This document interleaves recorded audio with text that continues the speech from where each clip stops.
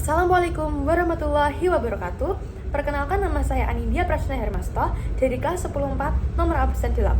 Di video ini, saya akan mempresentasikan hasil tugas fisika saya berjudul Energi dan Pertumbuhan Penduduk. Apa sih energi itu? Energi adalah kemampuan untuk melakukan pekerjaan atau menyebabkan perubahan. Ini dapat berbentuk energi kinetik, potensial, panas, listrik, dan sebagainya. Sedangkan penduduk sendiri adalah kelompok individu yang tinggal di suatu wilayah atau negara pada suatu waktu tertentu. Semakin bertambahnya jumlah penduduk, maka kebutuhan energi nasional juga terus meningkat.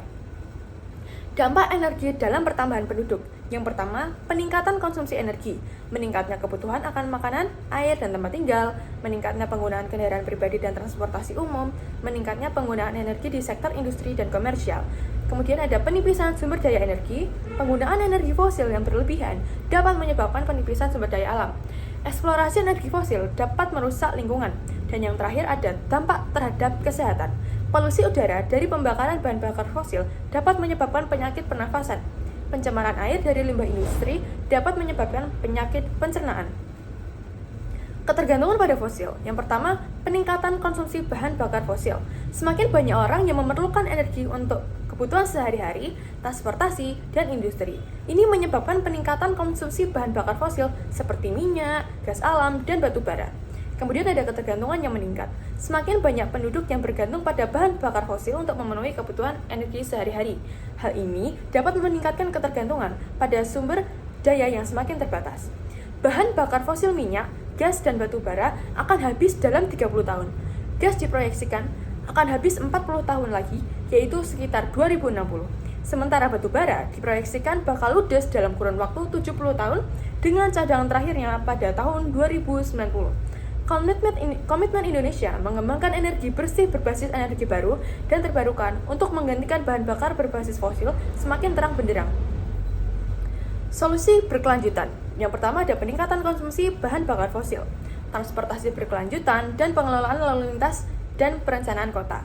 Yang pertama, transportasi berkelanjutan yang tadi mendorong transportasi berkelanjutan seperti mobil listrik, sepeda, dan transportasi umum dapat mengurangi konsumsi bahan bakar fosil dan sektor transportasi.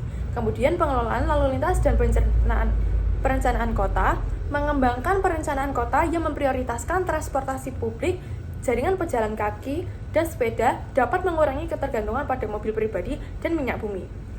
Kemudian solusi berkelanjutan yang kedua yaitu ketergantungan yang meningkat. Ada edukasi dan kesadaran masyarakat dan pengelolaan sumber daya yang berkelanjutan. Edukasi dan kesadaran masyarakat meningkatkan pemahaman masyarakat tentang pentingnya berpindah ke energi berkelanjutan dan cara mengurangi ketergantungan pada sumber daya alam yang terbatas. Dan yang kedua, pengelolaan sumber daya yang berkelanjutan.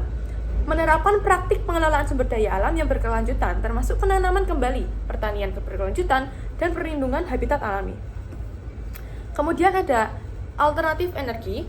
Yang pertama ada energi matahari atau solar, menggunakan panel surya untuk menghasilkan listrik dari sinar matahari. Yang kedua ada energi hidro atau hydropower, memanfaatkan tenaga air untuk menghasilkan listrik melalui pembangkit listrik tenaga air. Dan yang terakhir ada energi biomasa, menggunakan biomasa seperti limbah pertanian, limbah kayu, atau limbah organik untuk menghasilkan energi termal atau listrik. Sekian yang bisa saya sampaikan. Bila ada salah saya mohon maaf. Assalamualaikum warahmatullahi wabarakatuh.